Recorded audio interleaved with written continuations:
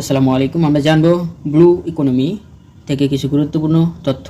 চ্যানেলটি সাবস্ক্রাইব করে সাথেই থাকুন। ব্লু ইকোনমি এর সাথে সম্পর্কিত ব্লু ইকোনমি এটি হচ্ছে সমুদ্র অর্থনীতি বা সুনীল অর্থনীতির সাথে সম্পর্কিত, অর্থাৎ সমুদ্রের সাথে সম্পর্কিত অর্থনীতি হলো blue economy.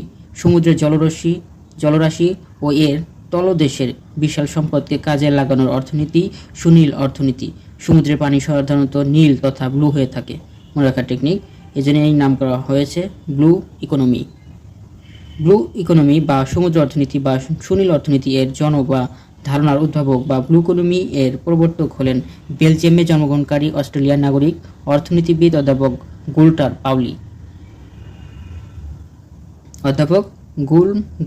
Paoli.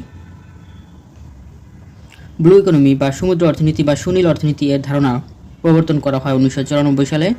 Blue economy এর ওপর তার রচিত বিখ্যাত দুটি বই হচ্ছে দ্য ব্লু ইকোনমি এবং দ্য ব্লু ইকোনমি 10 ইয়ার্স,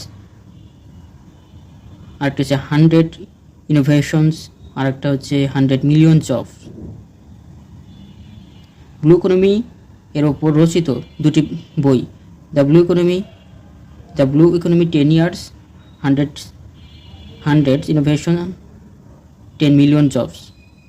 তার প্রতিষ্ঠিত সংস্থার নাম হচ্ছে zero emissions research and initiatives GERI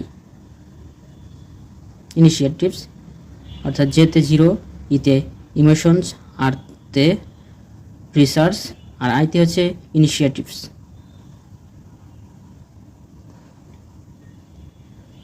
Bangladesh delta plan 2100 তথা বদ্বীপ পরিকল্পনা 2100 বাস্তবায়নে ব্লু ইকোনমির উপর গুরুত্বারোপ করা হয়েছে।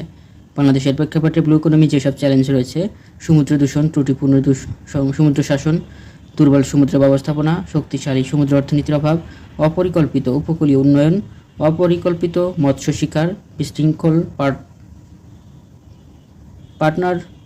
পর্যটন শিল্প ইত্যাদি।